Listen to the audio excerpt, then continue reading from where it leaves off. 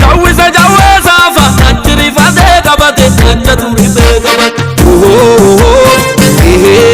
Tole ashama harka fuunee jennaa itti aansuudhaan Oromoon mee akkamitti walabummaa Oromiyaa tiksaa ture kan jedhu achi of booda deebinee ilaaluudhaaf duula walabummaa Oromiyaa kanneen hoogganan tokko Gadaa Kiilolee bara 1538 hanga 1546 lama Gadaa Biifolee 1546 hanga 1554 sadi Gadaa Michillee bara 1554 hanga 1562 hoogganuudhaan walabummaa Oromiyaa warra tiksaa fi tiksisiisaa turedha jechuudha. Gadaaleen kunniin sadeen Oromiyaa tiksuudhaaf bu'aa bayii hedduu godhanii Oromiyaa tiksanii asiin gahanii dabarsanii nutti kennan. Nuti hoo maal hojjannee kan jedhu uf gaafachuun barbaachisaa ta'a jechuudha.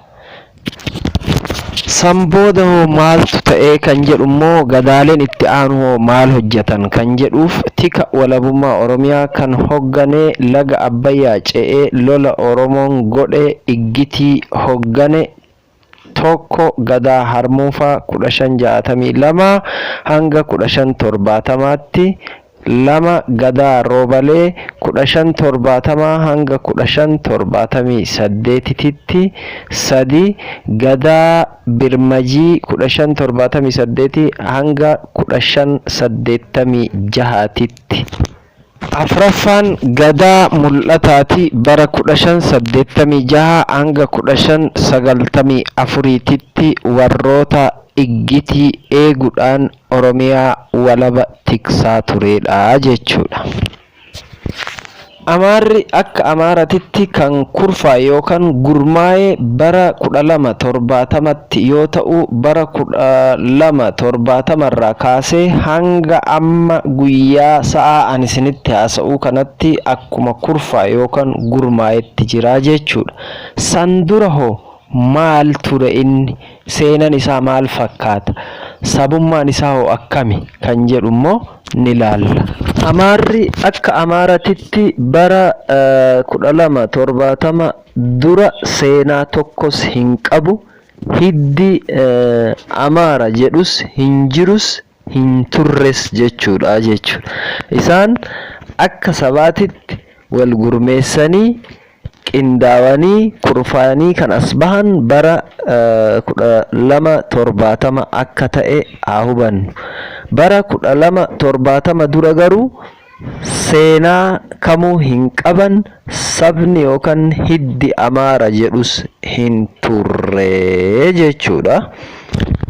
Egaa Amaarri akkuma gurmaa'ee hin teenye qabeenya Oromiyaa saamu Oromiyaa gabroonfachuudhaaf bara 1270 erga gurmaa'e yookaan erga qindaawee wal ijaaree wal gurmeesseetti akka sabaatitti of himate as waan hedduu yakkoota hedduu raawwate.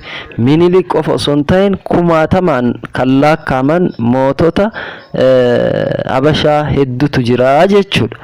Isaan kunniin Yikuna Amlaak bara 1270 hanga 1285tti bulchee kan xumuraa Yohaannis hanga 1868 hanga 1884tti jechuudha. Egaa asirratti kunoo isinii maxxansee jira ni mul'ata. Kana waan ta'eefi kanneen akka gaariitti ilmi Oromoo sammuu isaa keessatti galfatee qayyabatee dhalootarraa dhalootatti dabruu qaba.